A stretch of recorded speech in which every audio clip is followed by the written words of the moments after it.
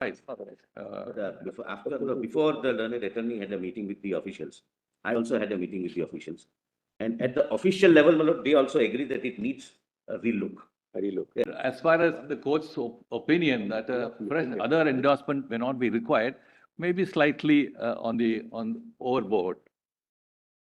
That statement.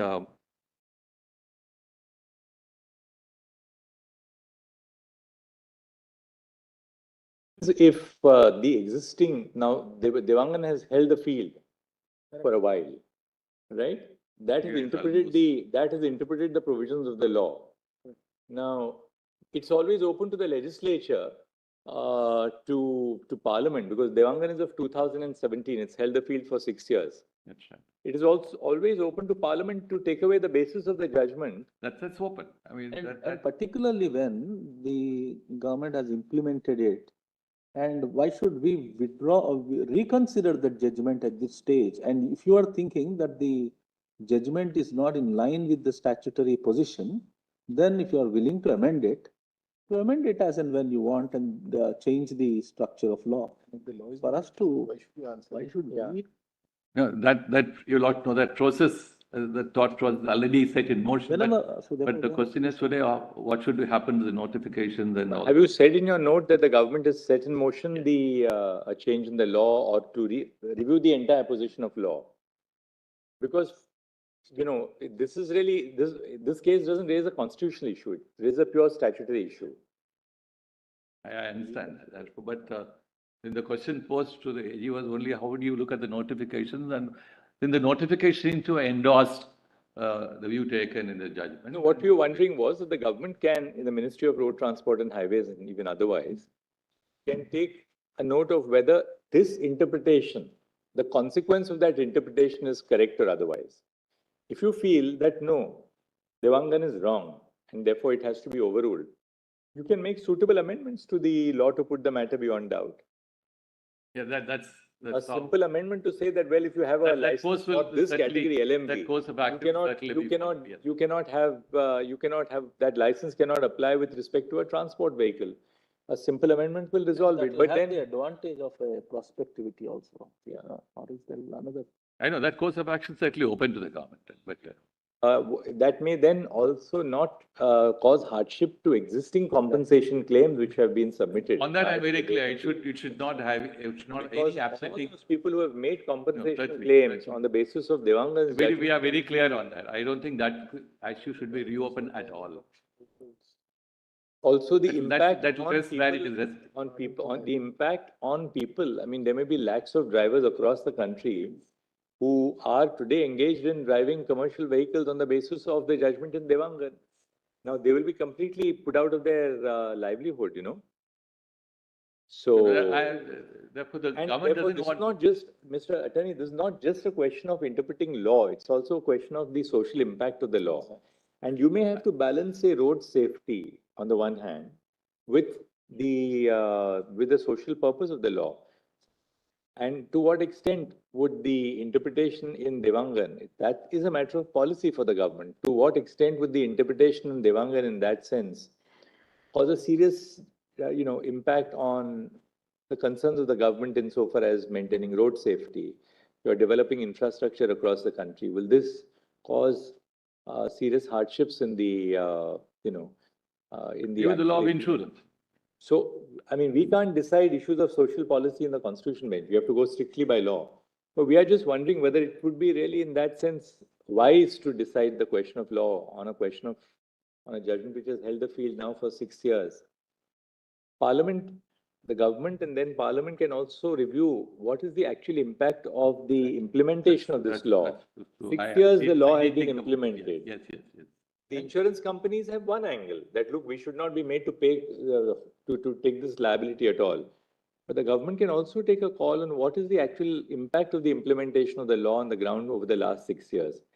If the consequences are such that it does not pose any grave danger to road safety and protects, the right to livelihood, etc., or you may have some modifications in the future.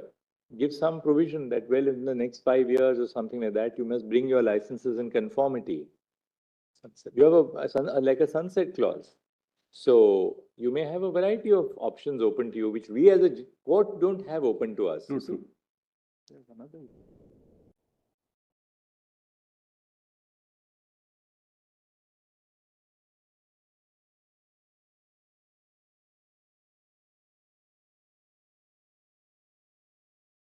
You have to look at, the rapidly evolving transportation phase. You might have autonomous vehicles coming up. They're likely to come, or they're already being, they're already being experimented upon in other countries. India is not going to fall far behind, isn't it? Check. Unquestionable. Today use our own private vehicle, tomorrow morning to just utilize it for transport. So that is permissible today by a person who owns a car without going in and then taking another license for transport, when you can put your, like in Rapido also. So in such situation where you have permitted usage, flip-flop both of them, in such cases also it becomes very necessary to have, to permit a license, general license, to be utilized for commercial without seamlessly. Government may also have I to, government may also have to look at, this. How many licensees do you have in the country who are capable of meeting the strict dichotomy which the insurance companies have urged? Suppose we put them out. Of course, one impact is a social impact on these drivers. But more than that, how many will you be left with? Will you have that supply today in the country? I quite see that. It has to be, yeah. And like the Chief Justice was, you are looking at people having valid license or not valid license. You are looking at a scenario in future where, forget about a license, you don't have to have a person Driver. holding a license to drive the car. That's Driverless cars are coming, That's true. right? That's So you don't have to have a man, forget about a man No, having I- a license. Well, one Or a woman take having a stock of license. all these development that may take place. All But I these was aspects also, will come in. yes, I'm sorry. Sorry, nothing. Yeah, I was All also these looking aspects, at, and therefore this is really a matter, we feel that, it's for the government to really look at it holistically, you see, because you of course have the interests of the insurance companies, you have the interests of road safety, but you also have to balance the interests of people who may be shut out of their work, that livelihood, then the increase in the demand with the rapidly evolving transport sector.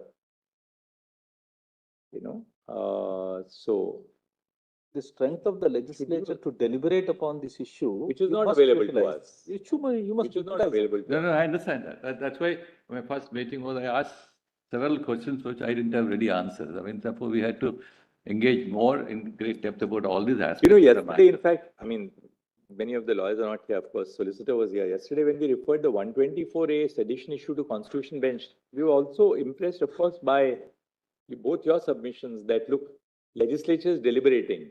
As you recall in our conversation yesterday, we felt that, look, you have to deal with constitutional issue because the prosecutions under the existing law will have to be dealt with. That's why but this is a pure statutory issue. So, and this statutory issue combined with intense issues of social policy, social implications, and government may, for instance, settle for a less than legal solution only to protect people whose livelihoods are involved, you see.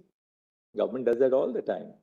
You don't go by strict legality because, you also of the view that, okay, people are dependent on these. So all that I'm trying. Overlay down, the easiest thing for us to, in that sense, is to interpret the law and then come to the conclusion possibly that Devangan was wrongly decided because you didn't look at certain provision. But it's not that simple, No, that's the not. impact of it would be so, we are worried about the impact of that finding, on the sector, the economy. I didn't intend to go beyond this very So minimal how should we, statement made how should we today. go about it? I mean, would you Uh, like to just maybe have a chat with the solicitor and both of you, if you feel that government should, we'll hear you in a minute, that government would review the entirety of the position and then take an appropriate call and inform the court. If you still feel, that, look, Devangan is wrong, we have assessed the whole impact on the social sector. I don't think I The can road make that safety, statement. because no, we'll not push you right now, not at I all. don't- It would not be fair, Yes. because this is something which will have to be done at a policy level in the government. And if you still tell us that, no, look, decide the question of law, because we have reviewed it, and according to us, the impact of a wrong position in law will far outweigh the dangers of setting the law straight. And we will go by the present position of law. Then, of course, we'll then hear you also on the merits of the legal position, and we'll hear all the people who are on the other side. But if you tell us that, look, we'll look at everything dispassionately and then evaluate where should we. Even thereafter this question. Because the insurance prospective- companies also state, and Prospectively many of looking them at are the state-run judgment and insurance whatever, companies. that question may still arise. Before the learned attorney had a meeting with the officials, I also had a meeting with the officials. And at the official level, my lord, they also agree that it needs a relook. A relook.